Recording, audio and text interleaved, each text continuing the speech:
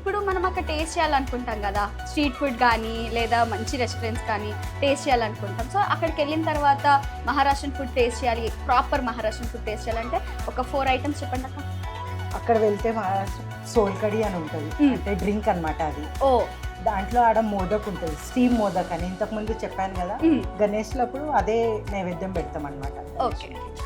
Steam modak, fry modak అవన్నీ ఉంటాయి.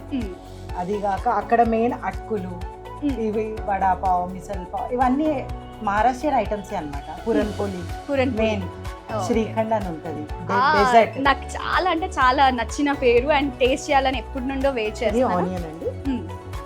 So కొంచెం ఆలు బ్రౌన్ అవుతుంది. బ్రౌన్, అదే కొద్దిగా బ్రౌన్ కావాలి. ఈ మన రెసిపీ అయ్యేలో పాట పాడిస్తాను అక్క. మీరే పాడండి, మీకు ఏది వస్తుందో. మా మహారాష్ట్రియన్ దాంట్లో చూడండి పాట. మీరు ఇన్ని రీల్స్ అది ఇది ఇన్స్టాగ్రామ్లో వస్తుంది. అంటే నేను పాడితే అక్కడ కొన్ని లిరిక్స్ లేకపోతే ఏదో ఒకటి అయిపోద్ది అని ఫీల్ అవుతున్నాను, కానీ పర్వాలేదు.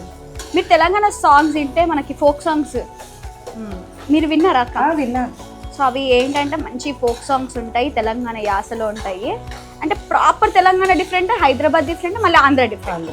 చూస్తేనే అర్థమైపోతుంది అక్క మీరు చేసే విధానంలో. ప్రాపర్గా ఇంట్లో ఎక్కడైతే ఒక ఇంటికి ఆడపడిచి వస్తే ఎలా చేసి పెడతారో అలా నేను వచ్చాను కూతురులాగా నేర్చుకుంటున్నాను. సో మంచిగా అనిపిస్తుంది. ఎప్పుడు రెస్టారెంట్ అనిపిస్తే ఏంటంటే కమర్షియల్ లాగా, అంటే ఏదో వచ్చామా చేసుకున్నాను కాకుండా ఒక అక్క దగ్గర ఒక అమ్మ దగ్గర వంటలు నేర్చుకుంటూ వంట గురించి తెలుసుకుంటూ మంచిగా అనిపిస్తుంటది. ఇంకా మా దగ్గర ఇప్పుడు మహాలక్ష్మి అని పూజ చేస్తాం అనమాట. మీరు వరలక్ష్మి వ్రతం ఎట్లా చేస్తారో అట్లా మా దగ్గర మహాలక్ష్మి వ్రతం అని ఉంటుంది. ఓకే. అది చాలా బాగుంటుంది. స్టాచ్యూస్ పెద్ద పెద్ద స్టాచ్యూస్ లాగా ఉంటాయి. ఇద్దరు అక్క చెల్లెళ్ళు వాళ్ళ పిల్లలు ఇట్లా ఉంటుంది అనమాట. అది చాలా ఫేమస్ మా దగ్గర అనమాట మహారాష్ట్రియన్స్ లో. ఓకే.